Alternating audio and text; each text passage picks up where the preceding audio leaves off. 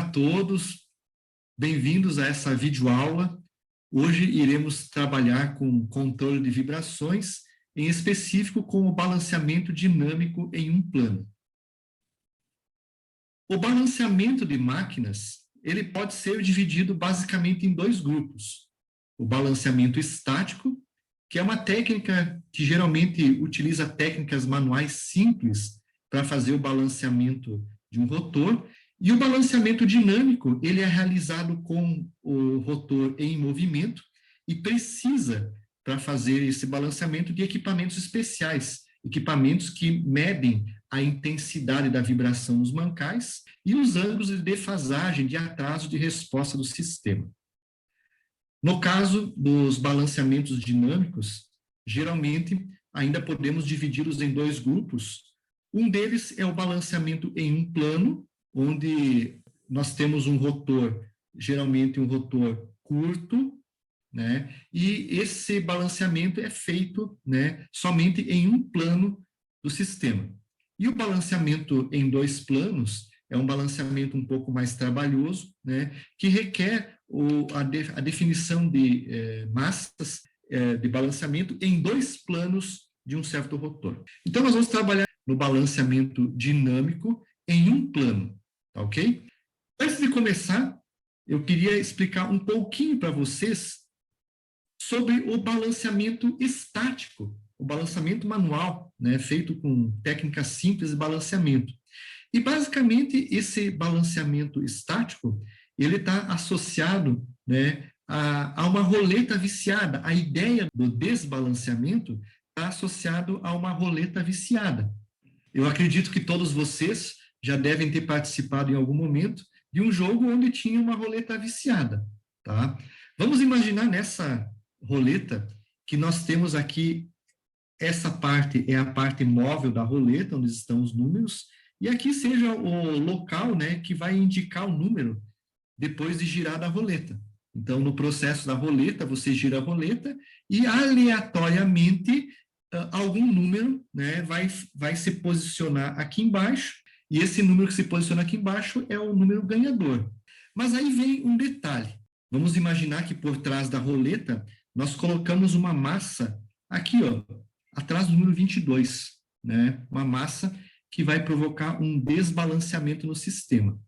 Assim, cada vez que a roleta for girada, né, essa massa vai buscar a sua posição de equilíbrio no sistema, e a tendência dela é sempre que ela se posicione pelo efeito da gravidade, que o número 22 sempre se posicione aqui embaixo. Então, você gira uma vez, o número 22 vai se posicionar aqui embaixo. Você gira mais uma vez, né, pelo efeito da gravidade, né, e buscando a posição de equilíbrio do sistema, a roleta vai novamente posicionar o número 22 aqui embaixo. E o princípio do balanceamento ou desbalanceamento estático, né, está associado muito com essa condição. Então, imagine que nós temos aqui um rotor, né, um eixo, um disco, nós queremos balancear esse disco. Então, nós montamos o disco em um eixo apoiado sobre mancais, mancal 1 e o mancal 2. No balanceamento estático, um dos princípios, que é o princípio que o Hall apresenta aí, e que é muito utilizado na indústria, o sujeito faz um giro, dá um giro no disco e espera ele parar. Aí, o sujeito faz uma marquinha na posição onde o rotor se posicionou na posição inferior, o sujeito lá que está fazendo o balanceamento estático pega um giz e dá uma marquinha de giz naquele ponto ali. Gira novamente o rotor. E imagine que agora a posição do rotor que parou lá embaixo seja essa posição aqui, ó. Gira novamente o rotor. Imagine que a posição do rotor que parou lá embaixo, na parte inferior, seja essa. Girou novamente, né? E vai fazendo marquinhas de giz. Se essas marquinhas de giz estiverem concentradas numa única região, num único ponto, quer dizer que o rotor está desbalanceado. Por quê? Porque possivelmente deve existir uma massa em algum ponto dessa região que faz com que pelo efeito da gravidade, o sistema busque o equilíbrio sempre na parte inferior. Então, sempre que eu tiver marcas de giz concentradas numa única região, indica que o rotor está desbalanceado. Agora, se nós fizermos o rotor girar, certo? E a primeira marquinha que dá é essa aqui. Girei novamente o rotor, fiz uma marquinha de giz, deu aqui. Girei novamente o rotor, deu uma marquinha de giz aqui. Girei novamente o rotor, a marquinha de giz, ou seja, a posição que ele parou lá embaixo, são essas aqui. Se as marcas estiverem aleatoriamente distribuídas ao longo do rotor, quer dizer que o rotor está balanceado. Tá? Então, é um princípio básico para fazer o que nós chamamos, então, de balanceamento estático. Há outras técnicas também que são usadas.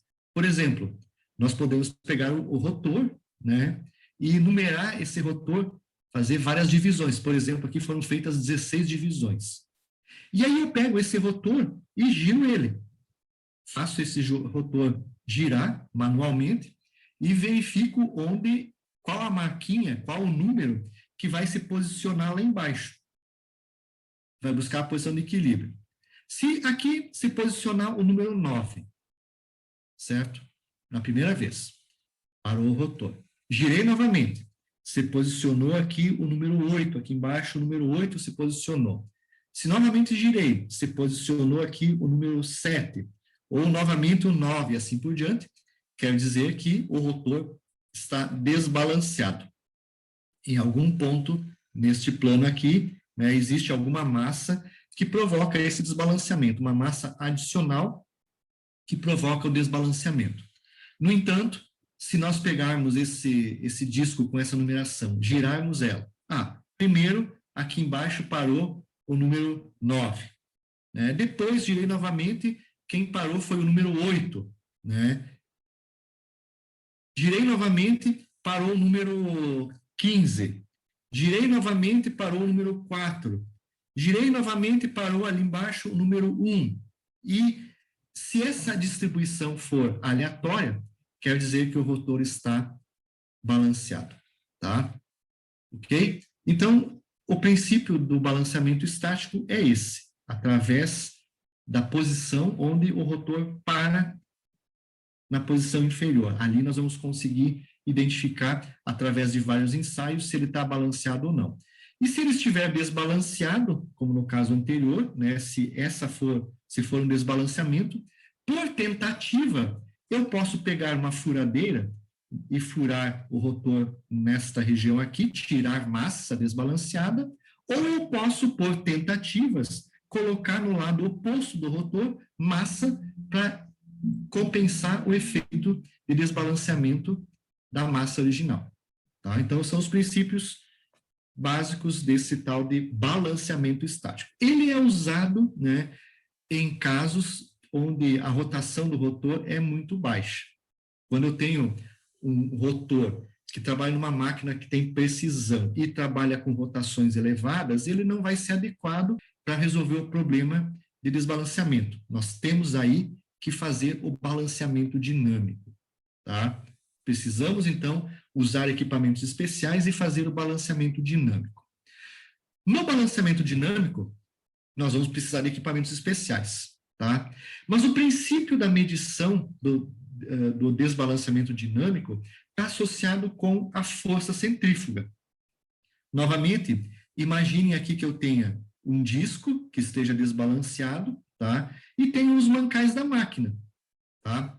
O princípio básico é o seguinte: se existir uma massa desbalanceada no rotor, quando esse girar uma certa rotação angular conhecida, uma certa rotação ômega W conhecida, vai surgir uma força centrífuga que tende a jogar aquele ponto para fora do rotor.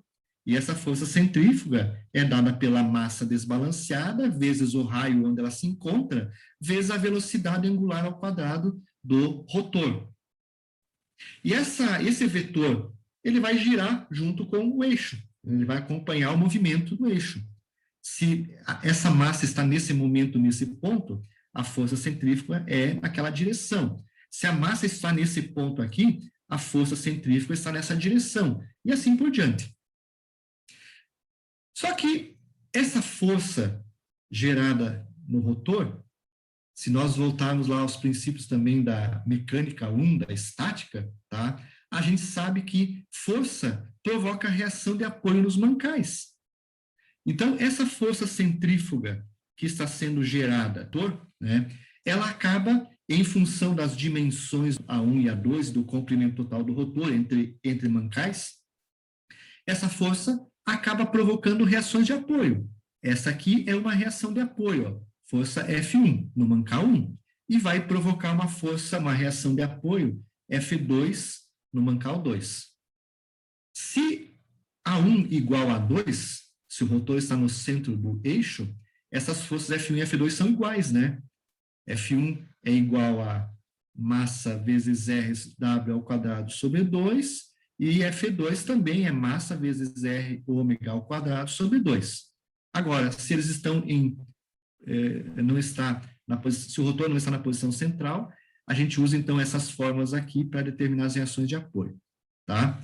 Então, essa força centrífuga vai provocar também no mancal uma reação de apoio girante, né? À medida que ela gira, também gera uma força girante lá no apoio. E esse é o princípio do balanceamento dinâmico, tá? Porque a gente acaba usando equipamentos especiais, medindo em certas posições, em certas direções, a gente acaba colocando um acelerômetro nos mancais e acaba medindo a vibração causada pela força centrífuga no mancal. E essa vibração associada com um ângulo de atraso de resposta é que nos dá, então, permite, a partir de uma soma de vetores, calcular o desbalanceamento do rotor e, como consequência, o local para fazer a massa para fazer o balanceamento e o local onde essa massa de balanceamento deve ser colocada. Tá? Então, o princípio é reação de apoio nos mancais. Para fazer o balanceamento dinâmico em um plano, tá? Nós precisamos de um aparato como esse. Imagine que esse seja o disco desbalanceado, certo? É um rotor, é um plano somente. Eu tenho um motor, tenho um mancal da máquina, certo? E tenho um equipamento que é o analisador de vibrações, que é um equipamento especial, um equipamento caro, sofisticado, que permite medir a amplitude de vibração do sistema, permite medir a amplitude de vibração do mancal e relacionar essa amplitude de vibração com um ângulo de atraso de resposta e faz cálculos, então, para realizar o balanceamento. Tá? Então, o que acontece? No mancal é colocado, por exemplo, aqui, ó, no eixo vertical, é colocado um acelerômetro. Ele é um transdutor que vai medir aceleração e pode fornecer esse resultado da aceleração, dessa vibração, em unidades de deslocamento, velocidade ou aceleração propriamente dita. Tá?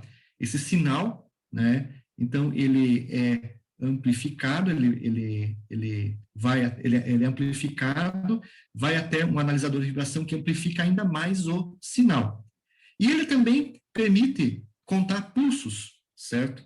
E aí, a partir dos pulsos que são contados de rotação, ele consegue identificar a rotação do rotor, e esse analisador de vibração emite um sinal para uma lâmpada estroboscópica, aqui eu tenho uma lâmpada estroboscópica, tá? Que fica piscando na mesma frequência de rotação do eixo, certo? Então, esse é o princípio, tá? A lâmpada estroboscópica, então, pisca associada com a leitura que o sistema faz do acelerômetro, tá? Bom, todo esse aparato, então, é necessário, tá? E antes de começar a fazer o teste, nós vamos medir o desbalanceamento original do rotor. Então, o que a gente faz? A gente pega e faz algumas marcas de referência, nessa figura aqui, ó.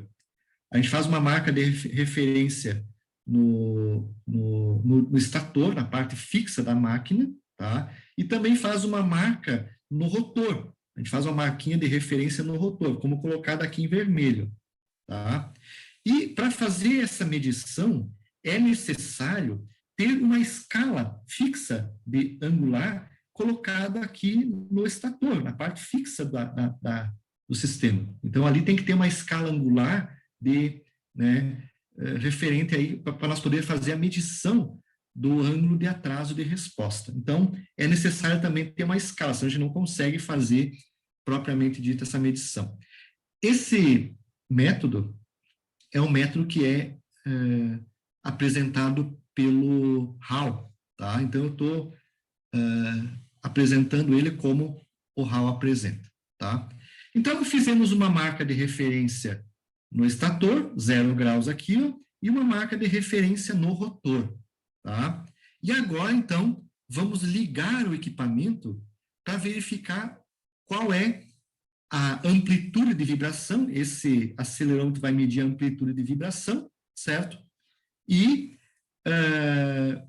o ângulo de atraso de resposta. A lâmpada estroboscópica vai permitir medir o ângulo de atraso de resposta.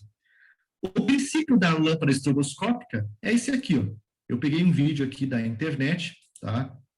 Ó, quando você sintoniza uma lâmpada estroboscópica na mesma frequência de rotação do eixo, tá? Ó, que está em 2.940 RPM, a impressão que dá pela luz, né, é que o rotor está parado. E se o rotor está parado, eu posso medir posições dele. Ou então, no caso aqui, ó, sintonizando a lâmpada estroboscópica agora com o rotor, ó, 200 RPM, levando em conta o número de pás também, né, e sintonizando de acordo com a frequência com que as pás aparecem aí na região, eu consigo, inclusive, ó, com o sistema andando, identificar letras escritas, aqui um número escrito 5, ó, mesmo que o motor, que o disco, né, mesmo que a polia esteja trabalhando aí a 1000 RPMs, por exemplo, eu consigo fazer uma leitura daquilo que foi escrito lá. É como se nós tirássemos uma fotografia instantânea do rotor parado, tá? Então, é isso que a lâmpada estroboscópica faz, tá? E essa fotografia instantânea vai permitir medir o ângulo de atraso de resposta do sistema. Já vou falar sobre ele novamente em seguida. Então, esse é o princípio da lâmpada estroboscópica, permitir uma fotografia instantânea do rotor. Aí, então, vamos fazer o seguinte. Nós vamos pegar, então, e vamos ligar o rotor e analisar, então, fazer as primeiras medições com o desbalanceamento original que o rotor tem. Em algum ponto, o rotor tem um desbalanceamento e a gente vai medir isso. Então, colocando o acelerômetro e a lâmpada estroboscópica trabalhando na mesma frequência de rotação do eixo, tá? Quando a gente coloca isso, a gente acaba medindo pelo acelerômetro a intensidade da vibração, tá? Nós conseguimos medir a intensidade da vibração e, geralmente, os equipamentos, eles fornecem essa intensidade da vibração em milímetros por segundo, tá? Na grandeza velocidade, tá? E, ao mesmo tempo, a lâmpada estroboscópica mede o ângulo de atraso de resposta. Então, vejam, quando o rotor estava parado antes, a marquinha de referência que nós tínhamos estava alinhada com o 0. Agora, em função do atraso de resposta do sistema, há um atraso de resposta. E esse atraso de resposta, nesse caso aqui, é o ângulo θ. Tá? Então, houve um atraso na resposta entre a força e o deslocamento do sistema. Esse atraso de resposta, tá? Nós podemos entender ele quando vamos estudar lá, ou já estudamos, o capítulo 3 do Hall. Balanceamento, né? O desbalanceamento rotativo, né? Capítulo 3, sistema forçado, desbalanceamento rotativo, tá? Então, o desbalanceamento, aqui nós temos as curvas ao longo do tempo, ao longo do ômega-t, né, como variável ômega-t, e aqui nós temos um sisteminha de coordenadas, né, onde eu tenho aqui a força, né, força ou deslocamento XP da particular, tá, da equação particular, tá? Então, vejam que há uma força de excitação no sistema, causada pelo desbalanceamento, né? E essa força, né, provoca no sistema uma resposta. Essa é a resposta X da particular. Então, vejam que, num primeiro momento, acontece a força e depois o deslocamento. Há um atraso da resposta do sistema entre a força e o deslocamento, há um atraso de resposta. Lá no capítulo 13, ele chama esse atraso de respostas de φ. Mas vamos riscar aqui, só vamos dizer que há um atraso de resposta. Então, no nosso caso inicial, com o desbalanceamento original, esse atraso de resposta é esse ângulo θ colocado aqui, ó, tá? Se nós colocarmos aqui como dois vetores girantes, ó, aqui eu tenho o vetor força se deslocando, girando no sistema, né? E logo atrás dele, atrasado de um certo valor, ó, atrasado de um certo valor, né? Vem a resposta XP, X particular, o deslocamento. Tá? Esse ângulo depende das variáveis do sistema. Tá? Para cada variável diferente, vai ter um ângulo diferente. Mas ele é importante, porque com isso nós conseguimos medir a amplitude de vibração.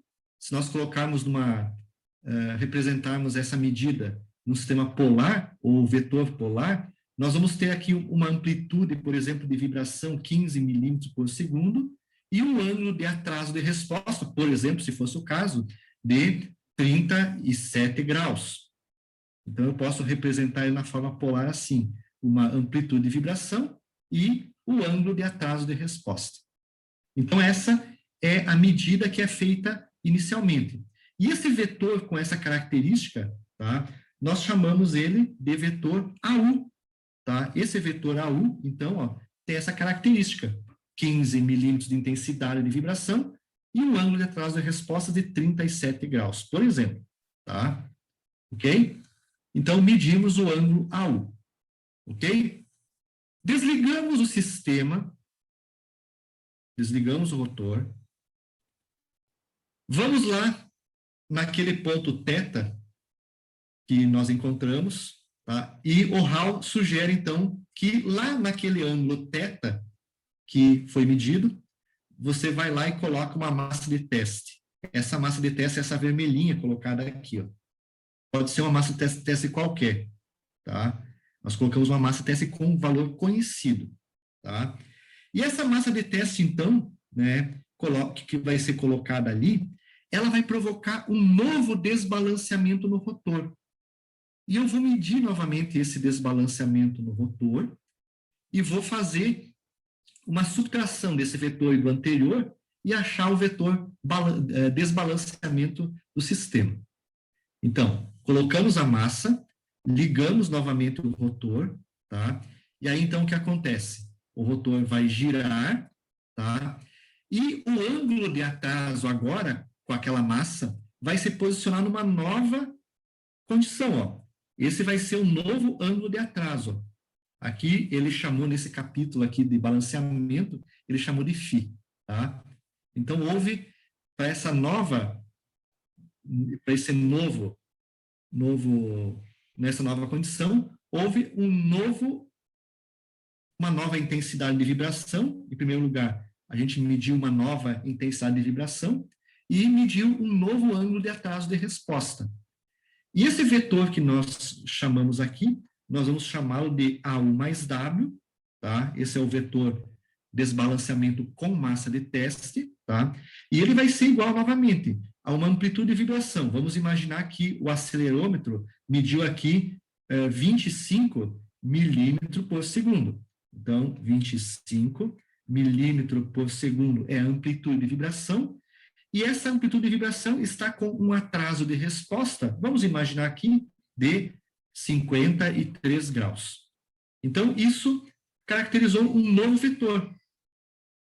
Um vetor que tem a amplitude de vibração, medida pelo acelerômetro, e um ângulo de defasagem, medido pela lâmpada estroboscópica. Ok?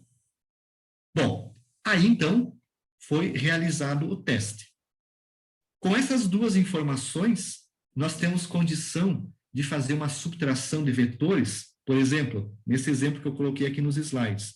Esse vetor e esse vetor anterior que eu coloquei aqui, o AU, Se eu fizer uma subtração desses dois vetores, eu encontro o vetor desbalanceamento do sistema. É bem simples, tá? Bom, se eu fazer essa soma, então, eu posiciono, então, para fazer essa soma vetorial, eu posiciono inicialmente o vetor desbalanceamento original, geralmente na linha horizontal, tá? E posiciono o vetor AU mais W, que é esse vetor aqui, no ângulo, né, φ menos θ. Como eu coloquei esse na horizontal, a relação entre eles, a distância angular entre os dois vetores, tá, é o φ menos θ. Tá? Antes, mais ou menos, o vetor, a posição inicial do vetor era mais ou menos essa aqui, era θ, e agora eu estou aqui em φ. Então, esse ângulo entre os dois vetores aqui, entre o desbalanceamento original e o desbalanceamento da massa de teste, é o φ menos o θ. Está colocado aqui, então, φ menos o θ. Então, nós posicionamos esses dois vetores, o AU e o AU mais W. Vou fazer uma subtração dos dois vetores. Se eu fizer o AU mais W menos AU, eu calculo o vetor AW, que é o vetor desbalanceamento, que é exatamente esse vetor aqui. Se esse aqui é o vetor desbalanceamento, a direção da massa desbalanceada está sempre contrária ao desbalanceamento original, tá? O vetor balanceamento vai ser esse aqui, A posição da massa conhecida e a sua intensidade vai ser essa aqui, o AW, tá? Então, para calcular esse vetor AW, nós podemos usar a lei dos cossenos, tá? E calcular, então, a diferença entre eles vai nos dar uma amplitude, a amplitude desse vetor AW aqui, ou desse aqui, então, né, vai ser o AU ao quadrado mais o AU mais W ao quadrado menos 2AU, AU mais W vezes cosseno do ângulo entre os vetores. Lei dos cossenos. E o ângulo, né, de alfa, que é o ângulo de posição da massa balanceadora, tá? Ele também vai ser obtido pela lei dos cossenos, né, através do arco cosseno. AU ao quadrado mais AW ao quadrado menos AU mais W ao quadrado sobre 2AU AW. Com isso, nós calculamos no sistema a intensidade do AW e a sua posição alfa. Se representássemos de uma forma polar, eu teria o AW, né, associado, então, com um ângulo alfa de posição no sistema. Né? Esse alfa vai ser o ângulo de que deve ser colocada a massa de balanceamento, né, em relação à massa de teste, em relação àquele ponto onde foi colocada a massa de teste. E a massa de teste que deve ser colocada, ela é dada por essa fórmula aqui. A massa de teste, então, a massa balanceadora, ela deve ser determinada a partir dessa relação. O AU sobre o AW, tá? Vezes a massa de teste. Com isso, eu calculo a massa de teste e a posição onde essa massa de teste tem que ser colocada. Posição alfa. Aí, então, o que nós vamos fazer? Tá? Nós vamos, então, da posição da massa de teste, contrário ao giro do rotor, nós vamos colocar, então, a posição da massa balanceadora.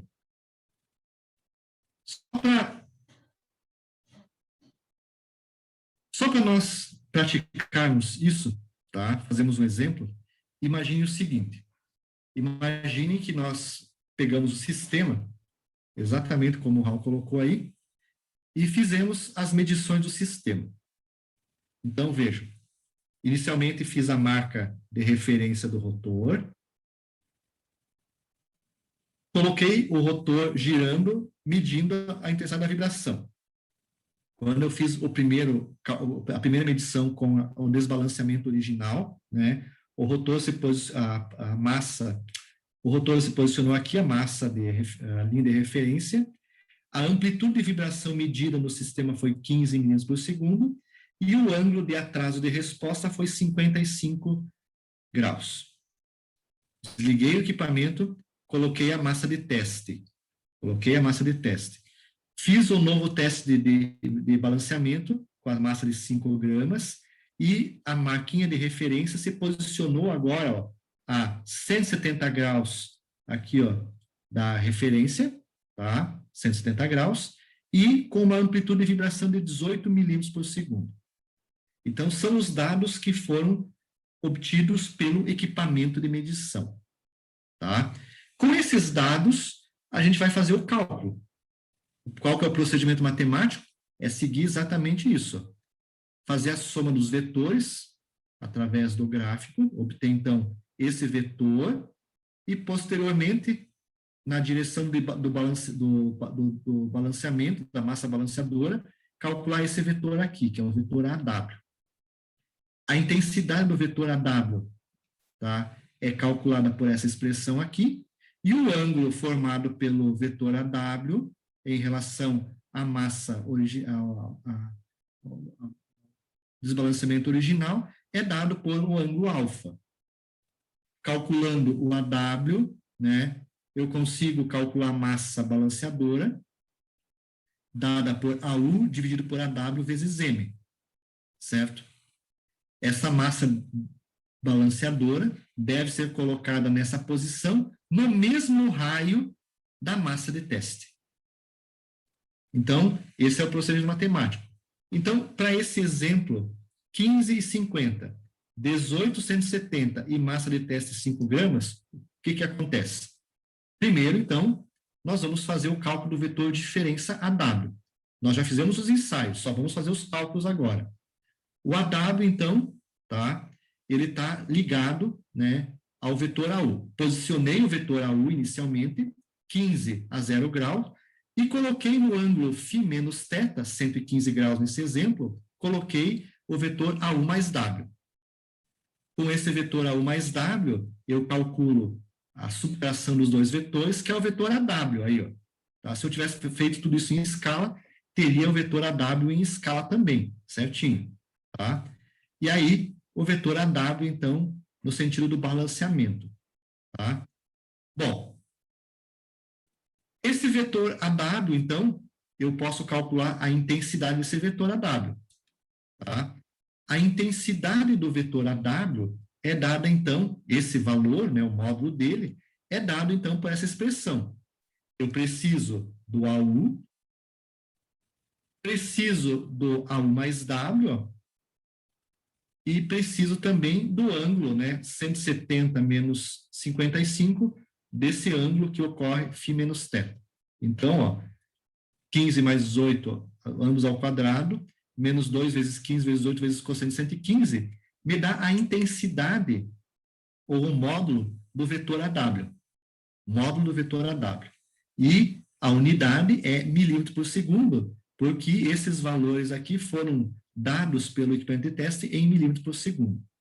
Ok? Bom, aí. Item C, o cálculo do ângulo alfa. Pela lei dos cossenos, né? O ângulo alfa, que é o ângulo entre a linha original do vetor AU e o vetor AW, esse ângulo alfa, ele é calculado, então, por essa expressão. Colocando os valores aí, ó, o alfa, então, né, vai dar 678 dividido por 836, arco cosseno, e o arco cosseno de 0,81 nos dá 35,81 graus, certo? Então, esse é o valor do ângulo alfa. Aí, o que acontece? Com esse ângulo alfa, nós vamos calcular, desculpe, posteriormente, nós vamos calcular a massa de balanceamento, M0. O M0, então, é o AU sobre AW vezes M. O AU vale 15, o AW nós calculamos anteriormente, tá?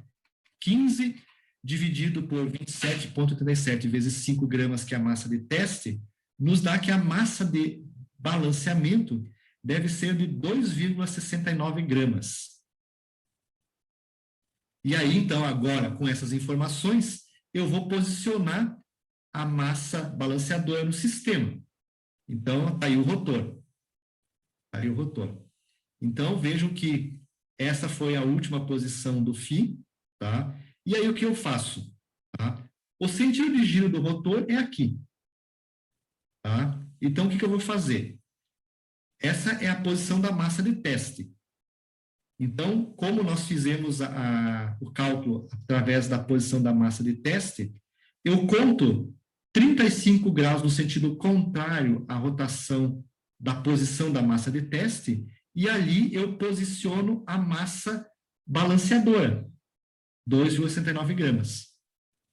Então, essa massa balanceadora deve ser colocada no mesmo raio da massa de teste, a 35 graus atrás da massa de teste, no sentido contrário ao giro do rotor. E aí, então, a gente posteriormente tira a massa de teste, e aí, possivelmente, teremos, então, o rotor balanceado. Tá? Esse, então, é o procedimento, pessoal, que geralmente a gente faz no caso de balanceamento dinâmico em um plano. Nós precisamos utilizar equipamentos especiais para fazer isso, para obter essas intensidades de vibração. Sem isso, a gente não consegue fazer. Precisamos saber a intensidade da vibração no mancal, devido ao desbalanceamento, e o ângulo de atraso de resposta. Sem essas duas informações, a gente não consegue fazer o balanceamento dinâmico. Ok? Então, esse exemplo, essa teoria que eu apresentei para vocês aqui, ela é mostrada lá no livro do Hall, tá? Também há outros livros que abordam o assunto, tá?